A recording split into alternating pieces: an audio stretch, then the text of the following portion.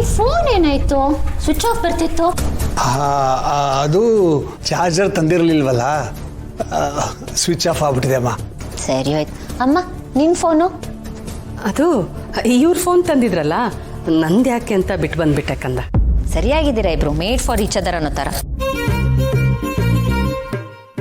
ಹೌದು, ಅಳಿಯಂದ್ರಲ್ಲಮ್ಮ, ನೀನು ಪ್ರೆಗ್ನೆಂಟ್ ಆದಮೇಲೆ ಆಫೀಸ್ನ ಮನೆಗೆ ಶಿಫ್ಟ್ ಮಾಡಿಬಿಟ್ಟಿದ್ದಾರೆ, ವರ್ಕ್ ಫ್ರಮ್ ಹೋಮ್ ಮಾಡ್ತಾ ಇದ್ದಾರೆ ಅಂತೆಲ್ಲ ಹೇಳಿದೆ. ಹಾಪ ಇತ್ತೀಚೆಗೆ ಹಾಗೇನೆ. ಆದರೆ ಹೇಳಿದ್ನಲ್ಲ, ಯಾವುದಾದ್ರೂ ಇಂಪಾರ್ಟೆಂಟ್ ಮೀಟಿಂಗ್ ಇದ್ರೆ ಮಾತ್ರ ಆಚೆ ಹೋಗ್ತಾರಂತ. ಇವತ್ತು ಏನೋ ಅರ್ಜೆಂಟ್ ಕೆಲಸ ಇರ್ಬೋದು, ಅದಕ್ಕೆ ಹೇಳದೆ ಹೋಗಿದ್ದಾರೆ. ಇಲ್ಲ ಅಂದರೆ ನಿಮ್ಮ ಅಳಿಯ ಇಷ್ಟೊತ್ತಿಗೆ ಹೋಗ್ತಿದ್ದೀನಿ, ಇಷ್ಟೊತ್ತಿಗೆ ಬರ್ತೀನಿ, ಇಲ್ಲಿ ಹೋಗ್ತಿದ್ದೀನಿ ಅಂತ ಎಲ್ಲ ಹೇಳ್ಬಿಟ್ಟೆ ಹೋಗ್ತಾರೆ. ಆ ವಿಷಯದಲ್ಲೆಲ್ಲ ಜಾಣ ನಿಮ್ಮ ಅಳಿಯ. ಗಂಡ ಆದವನು ಹೇಗಿರಬೇಕು ಅನ್ನೋದಕ್ಕೆ ಬೆಸ್ಟ್ ಎಕ್ಸಾಂಪಲ್ ಗೌತಮ್ ಅವರು. ಗಂಡ ಆದವ್ರು ಮಾತ್ರ ಅಲ್ಲ ಕಂದ, ಅಳಿಯ ಆದವರು ಹೀಗೆ ಇರಬೇಕು ಅನ್ನೋದಕ್ಕೆ ನಮ್ಮ ಅಳಿಯಂದ್ರು ಬೆಸ್ಟ್ ಎಕ್ಸಾಂಪಲ್. ಬರೀ ಅಳಿಯ ಅಷ್ಟೇ ಅಲ್ಲಮ್ಮ, ಒಂದೊಳ್ಳೆ ಮಗ, ಒಂದೊಳ್ಳೆ ಅಣ್ಣ, ಒಂದೊಳ್ಳೆ ಬಾಸ್ ಹೇಗಿರ್ಬೇಕು ಅನ್ನೋದಕ್ಕೆ ಗೌತಮ್ ಅವ್ರು ಬೆಸ್ಟ್ ಎಕ್ಸಾಂಪಲ್ಲು. ಕಂಪ್ಲೀಟ್ ಮ್ಯಾನ್ ಅಂತಾರಲ್ಲ, ಹಾಗೆ ಅವರು. ನಿಜ ಕಂದ, ಇದ್ರೆ ನಮ್ಮ ಅಳಿಯಂದ್ರ ಥರ ಇರಬೇಕು. ಏನೋ ಎಮರ್ಜೆನ್ಸಿ ಕೆಲಸ ಇರಬೇಕು, ಅದಕ್ಕೆ ಹೇಳದೆ ಹೋಗಿರ್ತಾರೆ ಬಿಡಿ. ಹಾಂ ಅಮ್ಮ, ಹಾಗೆ ಆಗಿರುತ್ತೆ. ಬಟ್ ಏನು ಗೊತ್ತಾ, ಈಗೀಗ ಅವ್ರ ಜೊತೆ ಇದ್ದು ಅಭ್ಯಾಸ ಹೋಗ್ಬಿಟ್ಟಿದೆ. ಅವ್ರು ನನ್ನ ಪಾಲಿಗೆ ಅಡಿಕ್ಷನ್ ಆಗಿಬಿಟ್ಟಿದ್ದಾರೆ. ಸ್ವಲ್ಪ ತಾಚೆ ಹೋದರೆ ಸಾಕು, ಮನಸ್ಸು ಒಂಥರ ವಿಲ್ವಿಲ ಅಂತ ಒತ್ತಾಡೋಗುತ್ತೆ. ಈ ನೀರಿಂದ ಆಚೆ ತೆಗೆದಿರೋ ಮೀನು ಥರ ಆಗೋಗ್ಬಿಡ್ತೀನಿ ನಾನು. ಈಗಲೂ ನನಗೆ ಹಾಗೆ ಆಗ್ತಿದೆ, ಬಟ್ ನಾನು ತೋರಿಸ್ಕೊಳ್ತಿಲ್ಲ. ಅವ್ರನ್ನ ಅಷ್ಟು ಮಿಸ್ ಮಾಡ್ಕೋತಿದ್ದೆ. ಅವರು ನೋಡಿ ಒಂದು 1 ಅವರ್ ಮೇಲಾಗಿರುತ್ತಲ್ವಾ. ಇಲ್ಲಿ ನೋಡ್ರಿ, ಇಷ್ಟಕ್ಕೆ ನಮ್ಮ ಮಗಳು ಅಳಿಯಂದ್ರನ್ನ ಹೆಂಗೆ ಮಿಸ್ ಮಾಡ್ಕೋತಿದ್ದಾಳೆ ಅಂತ. ಇನ್ನು ಬಾಣಂತನ ಟೈಮಲ್ಲಿ ಇವಳ ಗತಿ ಏನೋ ಗೊತ್ತಿಲ್ಲ. ಅಮ್ಮ ಅಮ್ಮ ಅಮ್ಮ ನೋಡು, ನಾನು ಬಾಳಂತರಕ್ಕೆ ಎಲ್ಲೂ ಬರಲ್ಲ, ಇಲ್ಲೇ ಈ ಮನೇಲೆ ನನ್ನ ಗಂಡನ ಜೊತೆನೇ ಇರ್ತೀನಿ. ನೀವು ಬೇಕಿದ್ರೆ ಬಂದು ನನ್ನನ್ನು ಇಲ್ಲೇ ನೋಡ್ಕೊಳ್ಳಿ. ನಾನು ಈಗಲೇ ಹೇಳ್ಬಿಟ್ಟಿದ್ದೀನಿ, ಆಮೇಲೆ ಹೇಳಿಲ್ಲ ಅಂತ ಮಾತ್ರ ಹೇಳ್ಬೇಡಿ. ನೋಡ್ರಿ ಇವಳ. ಆಯ್ತು ಬಿಡು, ಅದನ್ನ ಆಮೇಲೆ ನೋಡ್ಕೊಂಡ್ರಾಯ್ತು. ಆಮೇಲೆ ನೋಡ್ಕೊಳ್ಳೋದೆಲ್ಲ ಏನಿಲ್ಲ, ನಾನು ಹೇಳ್ತಿದ್ದೀನಲ್ಲ, ಇಷ್ಟೇ ಕಥೆ. ಸರಿ ಬಿಡು, ಏನೋ ಒಂದು ಮಾಡ. ಈಗ ಯಾಕೆ ಅದ್ರ ಬಗ್ಗೆ ಚರ್ಚೆ? ಕರೆಕ್ಟ್, ನೋ ಚರ್ಚೆ, ದಿಸ್ ಇಸ್ ಡಿಸೈಡೆಡ್. ಮತ್ತೆ ಅಪ್ಪಿ ಜೊತೆ ಮಾತಾಡಿದ್ರಲ್ಲ, ಏನಂದ್ಲ ಅವಳು? ತುಂಬಾ ಖುಷಿ ಆಯ್ತು ಕಂದ. ಅವಳೀಗ ನಮ್ಮ ಮೊದ್ಲಿನ ಅಪ್ಪಿ ತರಾನೇ ಆಗ್ಬಿಟ್ಟಿದ್ದಾಳೆ. ತುಂಬಾ ಬದಲಾವಣೆ. ತುಂಬಾ ಸಂತೋಷ ಆಯ್ತು ಕಣೆ. ನಾನು ಹೇಳಿಲ್ವಾ? ಹ್ಞೂ ಕಣಮ್ಮ, ಅವಳು ಬದಲಾಗಿರೋದು ನೋಡಿ ತುಂಬಾ ಖುಷಿ ಆಯ್ತು.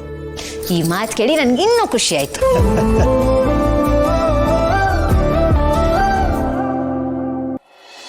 Yeah sure, easy catch. ನಾನು ಹೇಳ್ತೀನ. Yeah okay, I call you. ಬಾಯ್.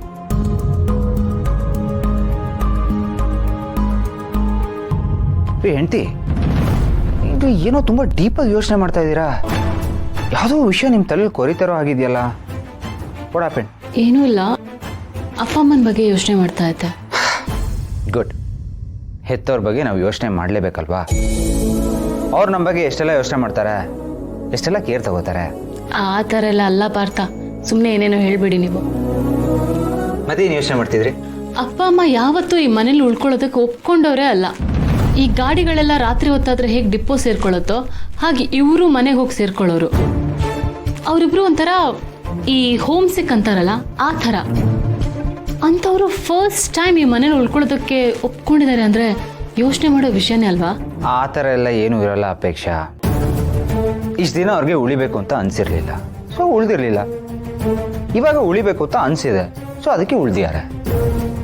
ಏನಾದರೂ ಒಂದು ಮಾಡಬೇಕು ಅಂದರೆ ನಮ್ಮ ಮನಸ್ಸಿಗೆ ಅನಿಸ್ಬೇಕಲ್ವಾ. ನೋಡಿ, ಯಾವುದಕ್ಕೆ ಆದರೂ ಅನ್ಸೋದು ಇಂಪಾರ್ಟೆಂಟ್. ಅದು ಅನಿಸಿದ್ರೇ ಆಗೋದಲ್ವಾ. ಅದೇ ಪಾರ್ಥ, ಯಾವತ್ತೂ ಇಲ್ಲದೆ ಇರೋದು ಈಗ ಯಾಕೆ ಅನಿಸ್ತು ಅಂತ. ಯಾರೇ ಬಲವಂತ ಮಾಡಲಿ, ಎಷ್ಟೇ ರಿಕ್ವೆಸ್ಟ್ ಮಾಡಲಿ, ಬಿಲ್ಕುಲ್ ಒಪ್ತಾನೆ ಇರಲಿಲ್ಲ. ಮನೇಲೇನೋ ಅವ್ರ ಜೀವನೇ ಬಿಟ್ಟು ಬಂದೀನಿ ಅನ್ನೋ ಥರ ಓಡ್ ಹೋಗ್ತಾ ಇದ್ರು. ಮನೆ ಸೆಂಟಿಮೆಂಟೇ ಮದರ್ ಸೆಂಟಿಮೆಂಟು ಅನ್ನೋ ಥರ ಇದ್ದವರು ಇವತ್ತು ಇಲ್ಲೇ ಉಳ್ಕೊಂಡಿದ್ದಾರೆ ಅಂದರೆ ಏನರ್ಥ? ಅಪ್ಪ ಊರಿಗೆ ಹೋದಾಗ ತಾತ ಅಜ್ಜಿ ಮನೇಲಿ ಉಳ್ಕೊಳ್ತಾ ಇದ್ರು. ಅದು ಬಿಟ್ಟರೆ ಬೇರೆ ಎಲ್ಲೂ ಈ ಥರ ಉಳ್ಕೊಂಡಿರೋ ದಾಖಲೆನೇ ಇಲ್ಲ.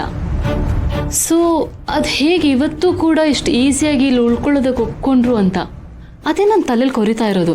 ನೀವು ಯೋಚನೆ ಮಾಡೋದು ನೋಡಿದ್ರೆ ಗೊತ್ತಾಗ್ತಾ ಇದೆ ನೀವು ತುಂಬಾನೇ ತಲೆ ಕೆಡ್ಸ್ಕೊಂಡಿದ್ದೀರಾ ಅಂತ. ಇಲ್ಲ ಪಾರ್ಥ, ನನ್ನ ಸಿಕ್ಸ್ ಸೆನ್ಸ್ ಹೇಳ್ತಾ ಇದೆ, ಸಮಥಿಂಗ್ ಇಸ್ ರಾಂಗ್. ಮನೇಲೇನೋ ಸಮಸ್ಯೆ ಆಗಿದೆ ಪಾರ್ಥ.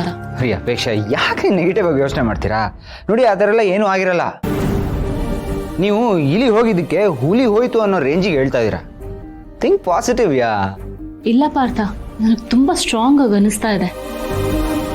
ಅದು ಅಲ್ಲದೆ ಇವತ್ತು ಮಹಿ ಅತ್ತಿಗೆ ನಾನು ಕಾಲ್ ಮಾಡಿದೆ, ಬಟ್ ಅವ್ರೇನು ಸರಿಯಾಗಿ ಮಾತೇ ಆಡಲಿಲ್ಲ.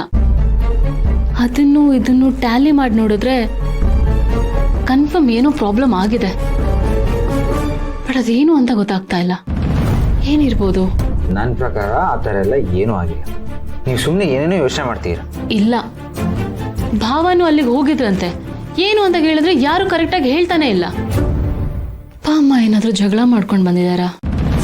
ಏನಾದರೂ ಒಂದು ವೇಳೆ ಆಗಿದ್ದಿದ್ರೆ ನನ್ನ ರಿಯಾಕ್ಷನ್ ಬೇರೆ ಥರ ಇರ್ತಾ ಇತ್ತು. ನಾನು ನಿಮ್ಮನ್ನು ಕ್ಷಮಿಸೋ ಪ್ರಶ್ನೆನೇ ಇರ್ತಾ ಇರಲಿಲ್ಲ. ನೀವು ಆಲ್ರೆಡಿ ತುಂಬ ವರ್ಷ ಜೈಲಲ್ಲಿ ಇದ್ದು ಬಂದಿದ್ದೀರಾ. ವಯಸ್ಸಾಗಿದೆ ನಿಮಗೆ. ಪರ್ಸನಲ್ ಲೈಫಲ್ಲಿ ಏಟ್ ತಿಂದಿದ್ದೀರ.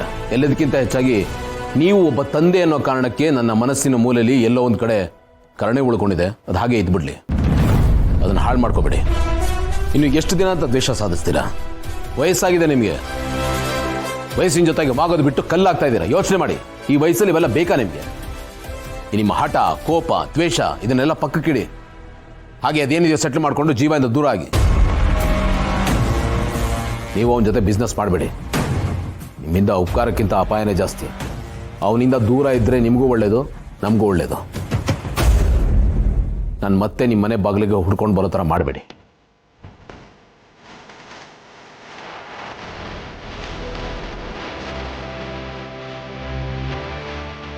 ನೀವು ಒಬ್ಬ ತಂದೆ ಅನ್ನೋ ಕಾರಣಕ್ಕೆ ನನ್ನ ಮನಸ್ಸಿನ ಮೂಲೆಯಲ್ಲಿ ಎಲ್ಲೋ ಒಂದು ಕಡೆ ಕರುಣೆ ಉಳ್ಕೊಂಡಿದೆ. ಅದು ಹಾಗೆ ಇದ್ಬಿಡ್ಲಿ. ಎಲ್ಲ ಸರಿ, ಅದೇನೋ ತಂದೆ ಅನ್ನೋ ಕಾರಣಕ್ಕೆ ಅಂತ ಹೇಳೋದ್ನಲ್ಲ, ಈ ಮಾತು ಅವನ ಬಾಯಿನಲ್ಲಿ ಹೇಗೆ ಬಂತು? ಇವತ್ತು ಯಾಕೋ ಅವನ ಮಾತು ವಿಚಿತ್ರವಾಗಿದೆ. ನನ್ನ ತಲೆಗೂ ಹುಳ ಬಿಟ್ಟು ಹೋಗ್ಬಿಟ್ನಲ್ಲ ಇವನು.